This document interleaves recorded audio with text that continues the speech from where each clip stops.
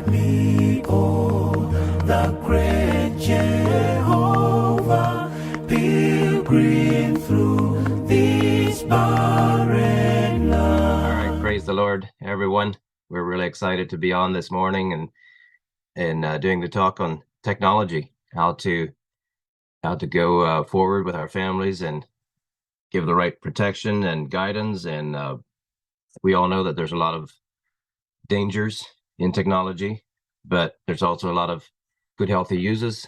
And I just look forward to what Brother John has to share with us this morning. So we have Brother John agreed to talk about it.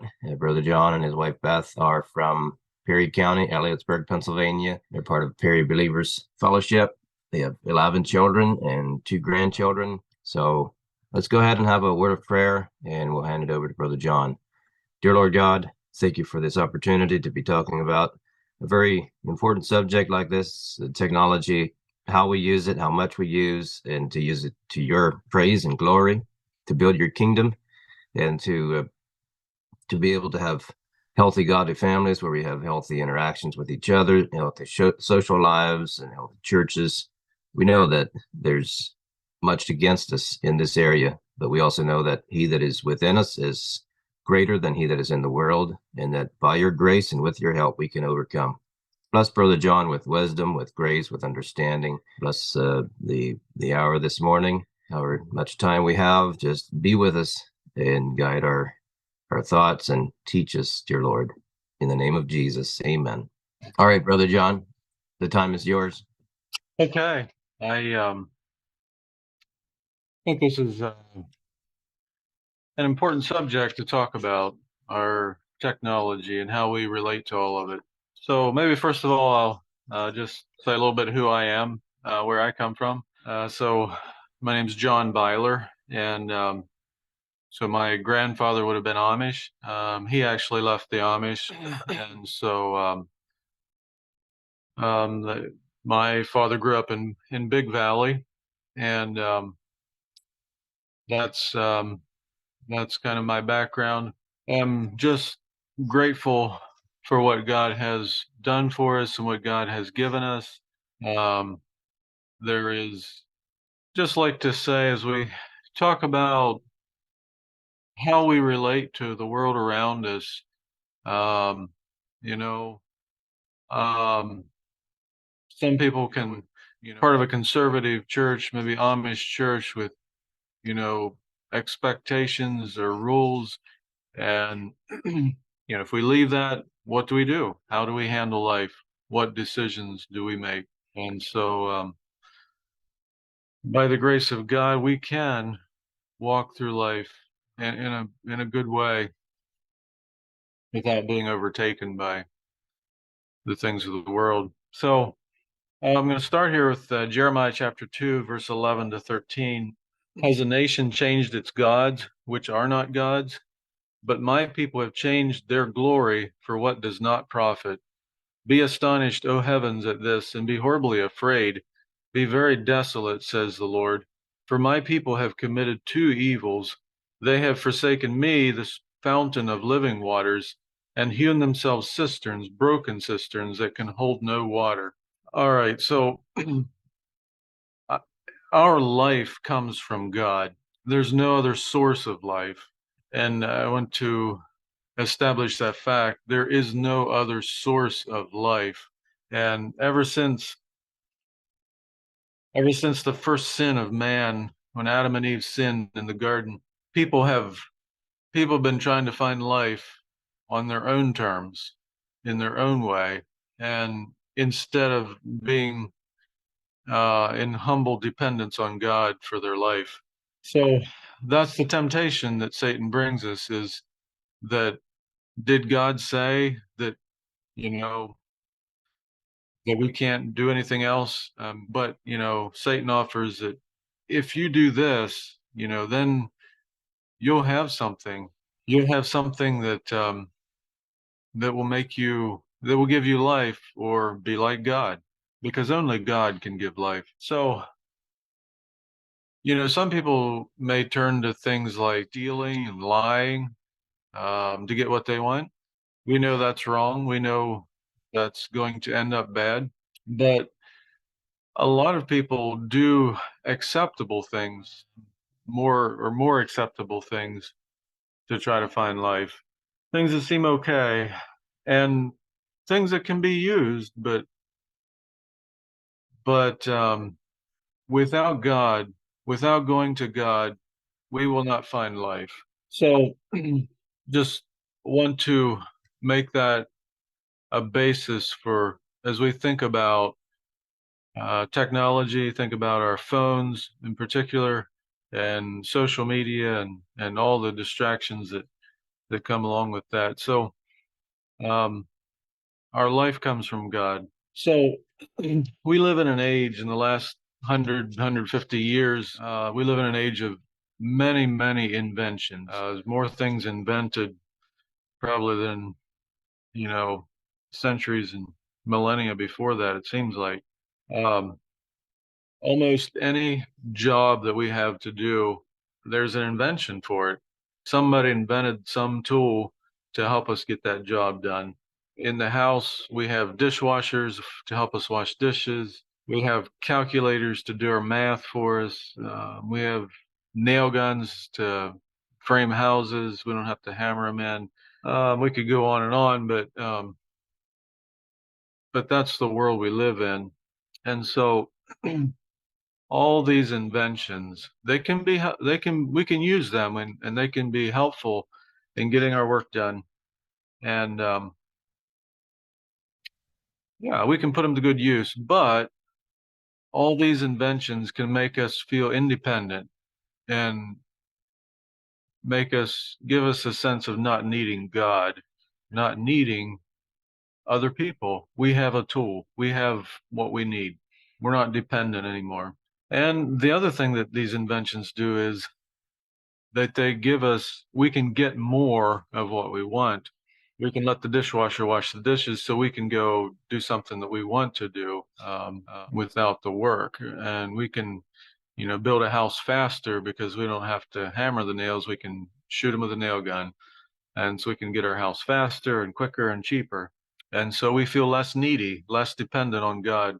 We can get what we want easier and quicker and cheaper with all the inventions that we have. So if we go back to our verses there in Jeremiah that talks about digging cisterns to hold water, I believe that it says that we've forsaken God, the fountain of living water. So I think these cisterns are our attempt in life to get things around us to help us to sustain us through life, to give us life. Water is what sustains us in our natural life, and water in a spiritual way is sustaining to our souls. And so if we're going to if we want the water on our terms, we turn away from God and we turn to things that seem like they're going to help sustain us. And so I want to talk about smartphones. And a lot of this can apply to other inventions as well, but this has just become an incredible tool that we have to figure out how we're going to relate to. So um, it's an amazing invention. Our smartphone is. We can find answers to our questions. It will do our math for us. It will tell us how to spell words. Tells us what the weather looks like for the day. Tells us what's happening around the world. We can use it to remind us of things we need to do and events we want to attend. It will wake us up in the morning. It'll sing us to sleep at night if we want it to. It'll entertain us when we're bored. Endless options. There's music, books, videos, podcasts, anything, whatever. We get tired of one thing, we can try something else. And not only that, but it'll spoon feed us our religion, whatever religion we are. So if we're Christian, we can have an app. It'll give us a verse for the day, a scripture reading, a prayer, a short story. It'll give us all that without any effort or very little effort. And it's amazing. It not only does what we tell it to do, but it gives us suggestions for more things that it learns what we like, and it gives us suggestions for more things that we might like. So it fits any lifestyle. It adapts. Yeah, any lifestyle, any religion, any age or gender, it doesn't matter. It fits everyone. It's a store. We can do our shopping anytime, any time of the day or night. We can go shopping, and almost anything or any option that we might want, we can find. It can be our office where we work, and can be our church where we hear about God. It can be it's a social meeting place where we can meet with friends, and can be our school where we learn. So there's so much, so incredibly much that we can use our smartphones for. We could go on and on about all of that, but this is all something that we can carry in our pocket, and that is really amazing. But with all of this, do we need God? Do we still need God? Or can we just find everything that we need right there? If we have questions, um, we can ask Google. If we are discouraged, we can turn to that for comfort. Yeah, it's so there's so much there that we can turn to, that I feel one of the big dangers of the whole thing with technology and smartphones is that we become independent and self-sufficient. We don't have to pray and ask God. We don't have to read the Bible. We don't have to go ask other people. We have everything right there in our pocket. So first, in First Corinthians chapter 7, verse 31, I'm kind of jumping in the middle of things here, and this isn't talking about smartphones or technology, but I think this applies. It says, "Those who use this world as not misusing it, for the form of this world is passing away." So we're in this world. We use the things in this world. We use the inventions that we have. We use some of them. We have to decide what is useful and what's not. But let us not misuse these inventions. Let's not use them to take the place of God and take the place of relationships with other people. Can we use this invention for good use? Sure, we can. There's lots we can do with it. But if we're not aware of the trap that's set for us, it's very easy to fall into a trap. And so I'd like to talk about the trap, the snare that is set for us with the phone that we carry around in our pocket. So what we have is a device that gives us almost instant pleasure without much cost. We can find pleasure instantly without putting much effort into it. We can have relationships without commitment or accountability. We can have a relationship based on whatever I want to, on whatever level I want. When you sit down face to face with a person, that's a lot more vulnerable. But this way, our relationships are without commitment or accountability. We can experience reward without pain or effort, or very little effort. And so it's like it's like the food industry has figured out how to refine sugar until we have just like the refined white sugar is just sugar. And so the world has refined um, pleasure and reward, and these things that we look for in life to give us meaning to life. They've refined it down till it's just like that white sugar. And with our phones, that's what it feeds us. Well, we know that if we eat too much sugar, we're going to get sick pretty quick. And so it is with the phones. Same thing. If we feed off of that, we're going to be sick. We're not going to be healthy at all. But it's very tempting. Our children, they would like to eat candy a lot because candy's good. Why not eat it? Well, as parents, we say, no, you can have a little bit, but not too much, because we don't want them to be sick and unhealthy. All right. So with all of what our smartphones and our technology have to offer us, it's very, very tempting. I have it in my pocket. If I'm feeling discouraged, if I'm feeling bored, it's so easy. The temptation is right there, you know, to pull out my phone, watch a video, look at the news, whatever you might be there to turn to, go, look at Facebook or whatever. But that may just simply be like eating a piece of candy when you're hungry. And it takes away your appetite for good things. And pretty soon, the actual cost is pain, and the actual cost is suffering. And there is a tremendous cost that we pay in turning to that. We lose a lot more than we gain by doing that. And a recent study I read here the other day, a recent study suggests that about a third of the world population is addicted to their phones. So 1 out of 3 people have an addiction. So what is an addiction? So we know what something like alcohol addiction is. An addiction is when substance or something actually controls us to a point that it has a negative, very negative impact on our lives. So, a smartphone addiction or a digital addiction is when a person becomes controlled by their phone. So, I think a good test to see if we're addicted or not is to do without it. And it's a very simple test. It's not hard. Um, Unless you're addicted, it's really hard.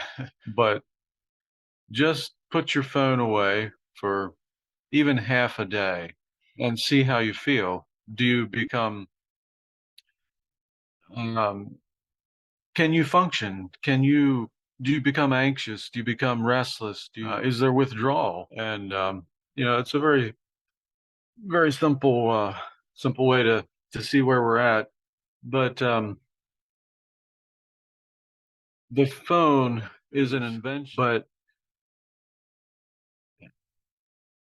do we use it, or does it become our master and we the slave? And that's where I want us to be honest. We need to be honest.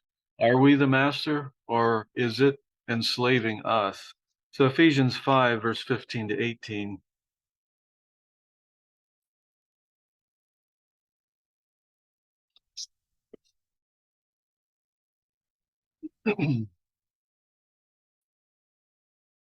Says, see then that you walk circumspectly, not as fools, but as wise, redeeming the time, because the days are evil. Therefore, do not be unwise, but understand what the will of the Lord is. And do not be drunk with wine, in which is dissipation, but be filled with the Spirit. So, we are commanded in the scriptures to not be controlled by substance. And I believe that applies very much to smartphone and media usage as well as alcohol. All right. So there have been many studies that have been done on the effects of digital addictions, and I don't think I'll get into just a lot of that because there's so much there. But probably the two biggest addictive things is social media, things such as Facebook, Instagram, YouTube, things like that, and gaming, playing digital games. Those seem to be probably the biggest addictive parts of it, and it's no joke. It's no joke. I would suggest listening to a message by Brad Huddleston.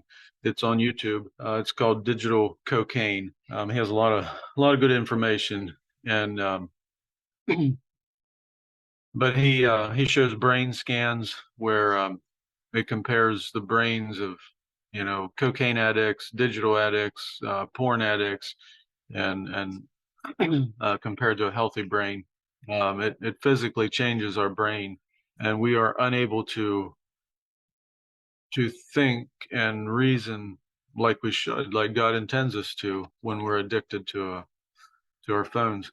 When we are addicted, we become restless and irritable, and we need a fix. We need the fix of our phone, and if we don't have that, we don't function well. And so, it becomes a controlling thing in our lives.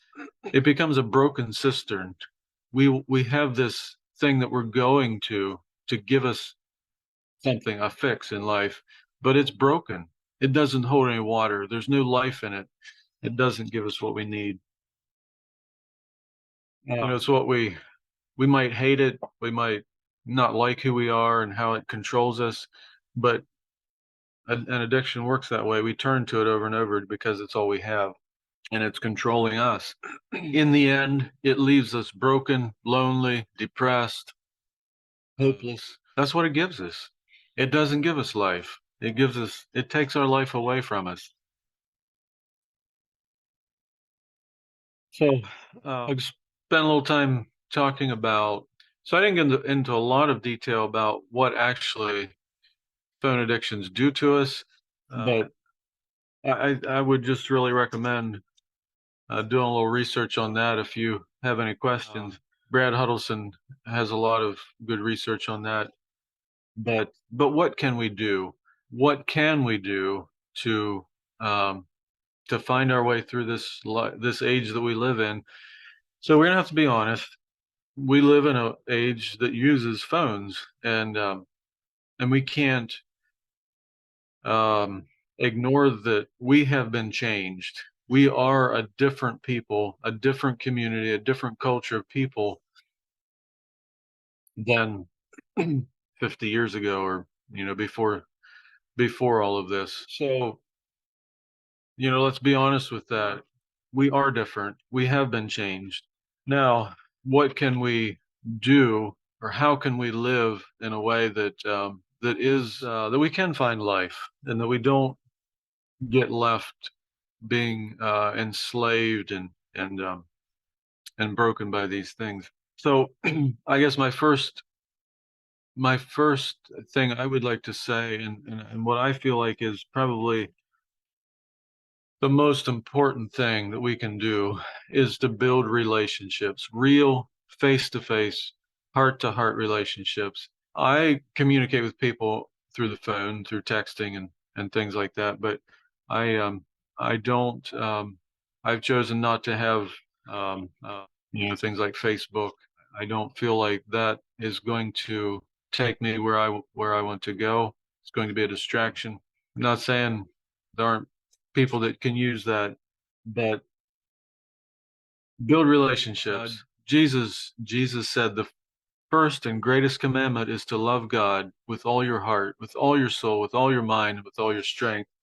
And the second commandment's like it, to love your neighbor as yourself. So if we could live that out, I don't think we'd have any problems with being enslaved to our devices. So love God. How do we love God? We're going to spend time with him. We're going to pray. We're going to read the Bible. We're going to have a relationship with God. And right along with that, Jesus says our relationship with the people around us.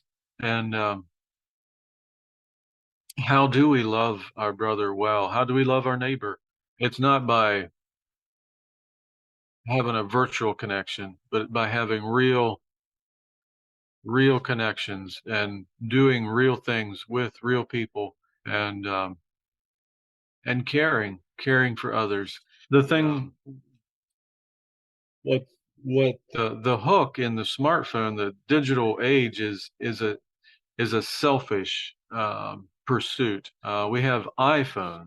Why are they called iPhones? It's because it's about me, and it's all about self. It's self gratification. It's what I can get. Very much against the gospel of Jesus Christ, which is laying down our lives for others. So build relationships, love other people, love God, give of ourselves. Don't see what we can get. Depend on God for our life. and let us give to others, not see what we can get. Um, so first of all, talk about so us as adults, how do we handle it? These things are subtle. They can overtake us without us realizing what happened almost. So I think it's important, very important, to have accountability. There are accountability apps we can put on our phones. There are I actually use a parental control app, and it records everything that I look at, and how much time I spend on my phone, and things like that. It's also a filter. It blocks. Well, there's different categories, but it'll block things that aren't good. And now I would like to say that it is not an impenetrable wall. It will, if I want to pursue something wrong, I can do that. There's ways of.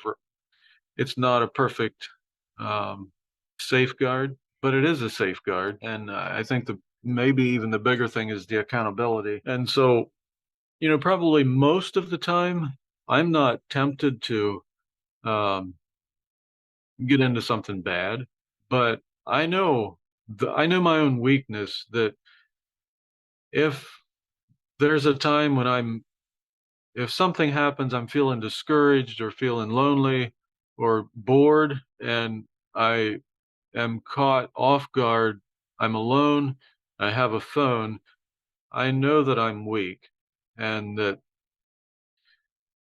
the temptation is there to go down roads that are not going to be good. And once you start down that road, there's always the next thing to lead you on. And so, I think it's important to have the accountability and the safeguards. There are accountability apps that you can set up with groups. Other people you can, have someone that you're accountable to. That's very good. And I'm not talking about specific addictions like porn addictions. I think that's a different category somewhat, although it's connected. I'm just simply talking about being so needing our phones too much, and wasting time, finding our life wrapped up and controlled by our phones. All right. So there are things that we can do, but what about our children? We need to be honest. We need to recognize the danger, and it's. I would not.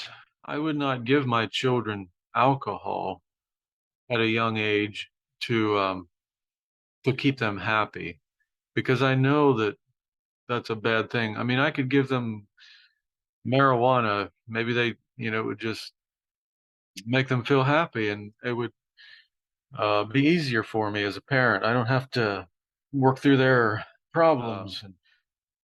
And yet, that's what people do with their phones. They become a babysitter, and children can spend hours and just days on the phone, and they don't know any better. It's the parents give it to them.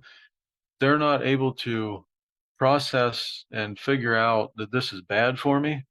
It feels good, it's fun, it's entertaining, and we do that. So I feel like that's a terrible thing to do, and that's something we should not do. So how can we work that out?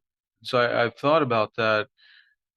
There again, I think it's selfish on our parts as parents if we do that. We don't want to go through the pain and the effort of meeting our children's needs. We don't want to take the time to build a relationship with them. We don't want to take the time to help them work through life's challenges and relationships. But that's what we need to do. If we're going to love our children, those are the things we need to do for our children instead of giving them a phone. They don't need that. They don't need to have their own phone until they're a little older. And so that'd be my encouragement. The other thing is, we live in an age where our way of communicating is by by phone. And so are we as parents okay with our children sharing our phones with our children? If they want to message their friends, can they use our phones? And then that is also accountability for us as parents. If our children have our phones, and are we hiding anything? Do we have things to hide? Things that we have are afraid to let our children see? I hope not. If we do, maybe we need to rethink what we're doing. But let our children use our phones. Let's have a family phone, and instead of getting everyone their own personal phone. Some things um, that we can do. Maybe our child, gets is at a place where they need a phone for some reason. They're going someplace or something. There are phones with there's a phone called the Gabb phone, GABB, and it does not have a web browser. It it comes with certain apps installed, and you can talk and text and necessary things, but you can't you cannot add more apps. You cannot go on the internet. So those are options. It's worth protecting our children from the danger of just unknowingly becoming addicted to a phone before they're old enough to think about it. So as they get older, they are uh, going to have to make their own choices. We can't just shield them all their lives, and I think there is also a danger in just shielding our children so much that when they do finally, um, maybe get a phone, that they have no idea how to handle it, and they um, just fall headlong into the trap. So I think it's wise to walk with our children in how we use these things, not just um, it's not just off limit subject, but we are walking through this together. It's relationship. Yeah. So these are some things that I feel are ways that can be helpful. Talk about them, as a church. I think it's important to have discussions, talk about how we're doing and what where things are at. Um, um, so if you find yourself being addicted to your phone, what do you do then? What is the way out? And I think that probably one of the first things is just simply being honest, that this is where I am. And then it may be different for different people. Maybe some people can just simply, with another person helping them, can, set time limits or restrictions on themselves and work their way out of it. Other people may need more help. Maybe you need a phone without a browser or something like that. Don't think you're strong enough to handle something when you aren't. Acknowledge our weaknesses. We need to know what our weaknesses are. We don't have to have every tool the world has to offer. We don't have to have um, the ability to do what everybody else does. If we're weak, let's be honest. So the world offers solutions as well, and just find it interesting. So there's a website. It's called digitaldetox.com, and so it's it's sort of a version of rehab, I guess, for people that are addicted to their phones. But I just want to read just a little bit off what's on their website. It says, "It's not just about unplugging; it's about rediscovering what happens when we truly plug into life." This is their advertisement. As we disconnect from our devices, we reconnect with ourselves, our community, nature, and the world at large. So what they do is they offer like 3-day um, retreats where you go and you leave all your devices at home. There's no devices. You're not connected to the world through your devices, and then you're with a group of people, that you do things together. You just do things together with other people. That's the world sees the need for that. They see the brokenness of people being enslaved to their devices. And their answer is to reconnect with people, with yourself and the world around you. I think we have a better answer, even though it's maybe similar. Leave your device, reconnect with God. What is church but connection with other people? Let's connect with God, with church, with our community. And we don't need to be looking to a broken cistern to give us life-giving water. We can look to God. He is our giver of life, and He has given us all that we need. So these are some things to think about. I know it's a huge subject. We could spend days talking about, but this by no means all inclusive. But I feel like there are so many resources out there. If you have questions or um, have a need in your own life, don't just keep on doing the same thing. Find help, find answers, find a way, and there is hope. So God bless you. All right. Well, thank you, John, for your willingness to address this really important subject. You asked the question, do we still need God? And I think that's very central to this whole subject. In the living waters, the fountain of living waters versus the broken cistern, that's just so fitting as well in this subject, and of course in all of life. But just thinking about having a spring, there's an endless supply of fresh, cold water there anytime you want to go and get some. It's just there all the time. Versus a cistern, and we're even talking about a broken cistern, but even just a good cistern, it holds your water, but it's going to get stale and it's just going to get disgusting and unhealthy, and then take it to the next level when it's broken. But why would people ever build cisterns if they have a fountain of living water close by? Well, there's a number of reasons. One is you can build it kind of wherever you want it. You can't really move the spring. If there's a good spring, you can't really just take it and move it somewhere else. The cistern, you can build it kind of where you want and how you want, whatever size you want. So the temptation is to have it my way. And that is so much the world's problem, and it can be our problem if we're not very careful. It is our problem. Our hearts are all bent towards wanting to have it my way.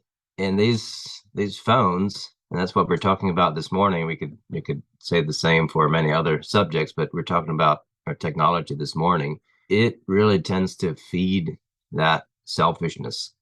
You know, it's my phone. I got my life on it. I can have what I want when I want, and it is so glamorous and so attractive and holds so much for us. But if we have it all and we don't have God, in the end we don't have anything. It's all going to be lost and in vain in the end.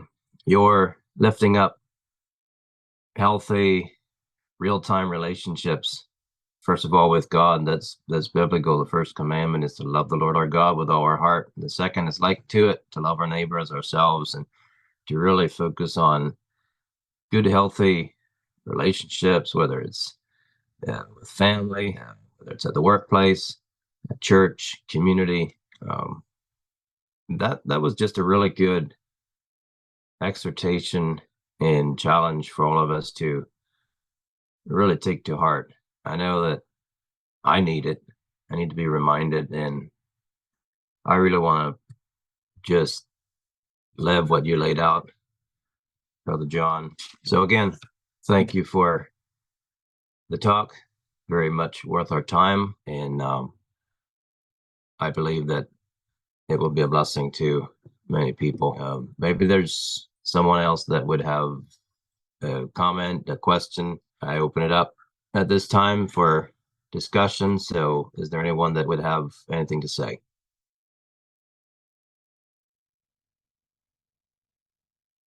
I was just thinking about it. Um, a little bit of a cold yet. So the Bible does also talk about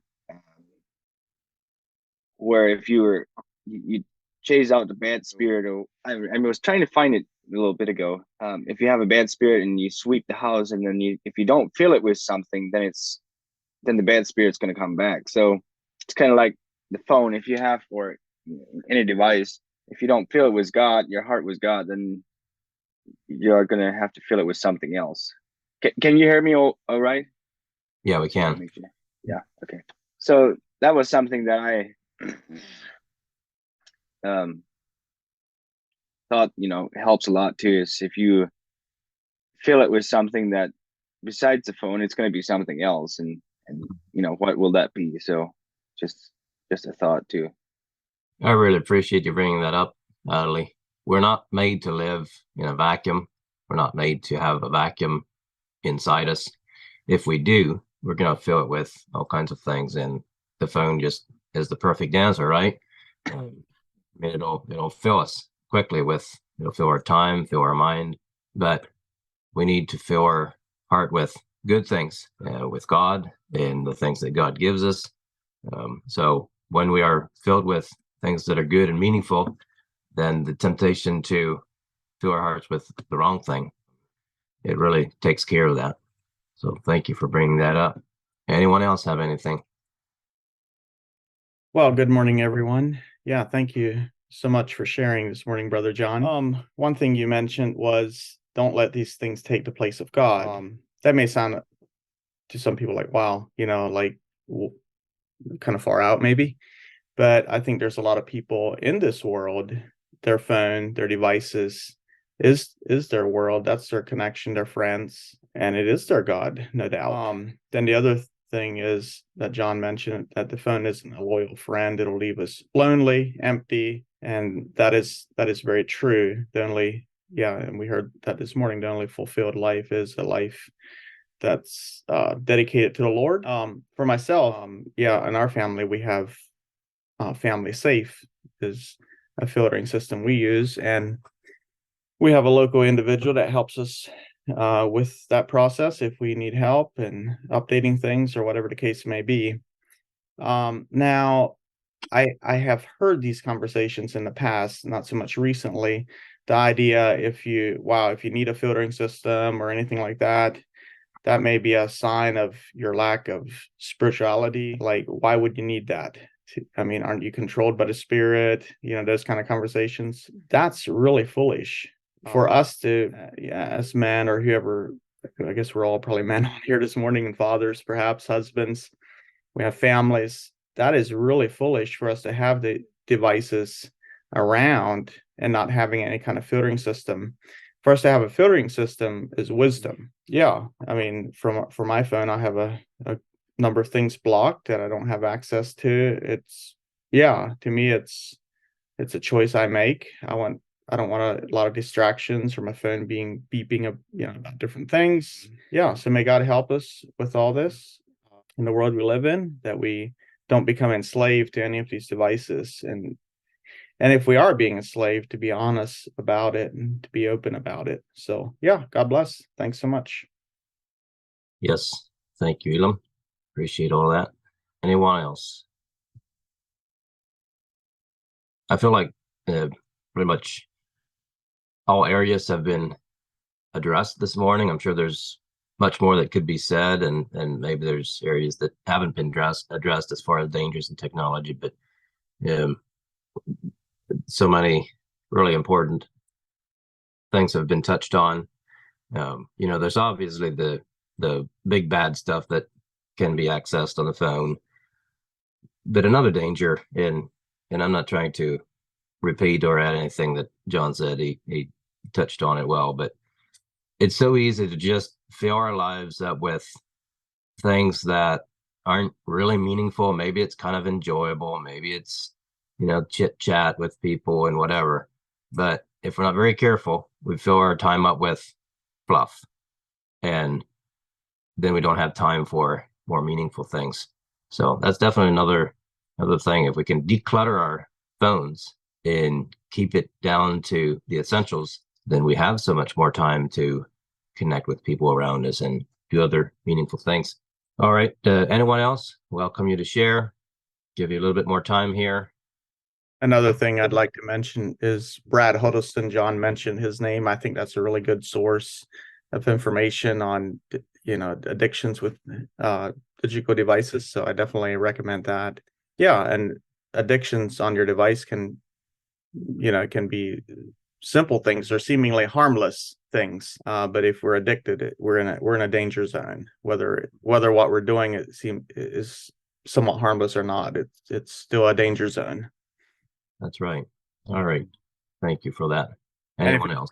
Yeah, and you should have probably mentioned, Brother Ephraim, if anybody wants to say anything, all they need to do is unmute themselves. Just click the unmute button, then you'll be able to talk. Yeah, very good.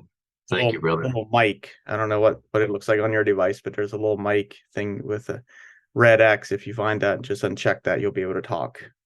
Very good. Anyone else have anything to say? I just thought I might mention here yet, Ephraim, that what you had talked about, whenever we have, like, we can only handle so many things in our lives. So, people have all these relationships on, virtual relationships, whether Facebook or whatever, Instagram, whatever app we use.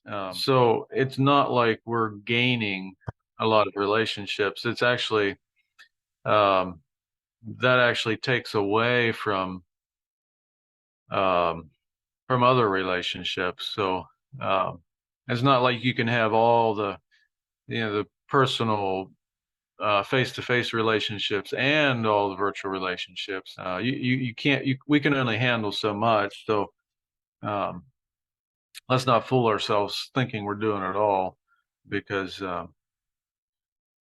we're filled up with virtual relationships. It does take away from other relationships. Mm-hmm. Yeah, well said. All right. Anyone else? Feel free. Well, good morning. Can you hear me? Yes. I figured I would say good morning, introduce myself. I think I've talked to three of you that I can see. I haven't talked to John, but to Elam and to Ephraim and Ali. I'm Mike Steary. Elam invited me to the meeting. I thought it was interesting. And I've thought about what you were talking about. I've thought about that a lot, that, coming out of the Amish, the stand that they take against technology, I can see the dangers. I think it is a real danger. But yet I agree that it is the time that we live in. It's not anything we can do to change it. And also the thing that I've recognized, I think, is the Amish, coming out of the Amish, they take the stand of just having nothing to do with it to keep yourself safe. Yet then what that does in our communities is you have the youth that grow up and they become, I don't know how to say it, but they want to know what's out there. They want to know what's there. So they start sneaking around. And just like in our communities right now, there's quite a lot of young people on Facebook and all over, behind parents' backs, still doing what they need to do. And I see that also as a danger, to not recognize and to not address the issue. So it's still being done now on a level that is totally uncensored. And I see that as a danger as well. But that's the stand that they take is to let's not have anything to do with technology because it's evil. Well, there is a lot of evil on it. I agree. Yeah. Thank you, Mike. Good to have you on this morning. And thanks for sharing. All right. Anyone else? Okay. If not, it's been good to be on here. God bless you all as you go through your day, and let's serve the Lord with all our hearts. Guide me, oh, the great